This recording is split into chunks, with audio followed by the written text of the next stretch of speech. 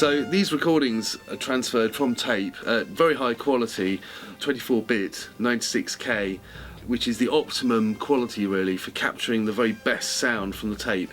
Not only are we playing it exactly as they played it back, but we're playing it on reproduction equipment that mean that we'll hear everything that was ever recorded on the tape. So in fact, in some respects, when you first play the tape, you're hearing it perhaps worse than they perhaps heard it, because you're hearing all the music, but you're also picking up, out of our modern speakers, you're picking up hums and rumbles and whistles at the high ends, and other things are coming out of the speakers that they never heard in the 50s and 60s.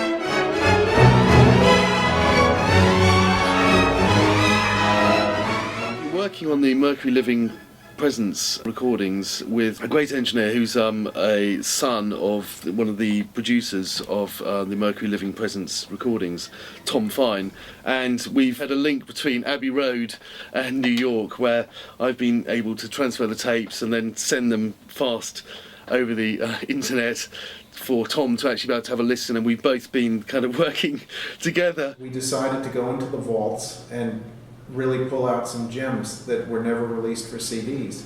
Among them is the Romero's An Evening of Flamenco, a fantastic recording. We've also gone way back into the mono catalog, and we've got Dorati's fantastic recording of Copland's Third Symphony, the famous recording of Respighi Roman Festivals and Church Windows, which has the famous tam-tam that skipped many an LP player in 1954. Producer Raymond McGill has been working closely with Abbey Road Studios, a man named Andy Walter there, who really seems to understand the Mercury sound. You know, has done a very good job both playing back the tapes and mastering.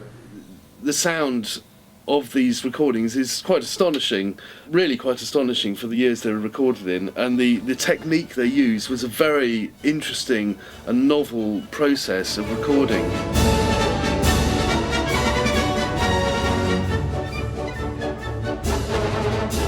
Some of the tapes have appeared completely without a spool. So they're open tapes, so it sounds obvious that you could drop it, but because there's no plate either side at the top and bottom, it makes it very hard to transfer it.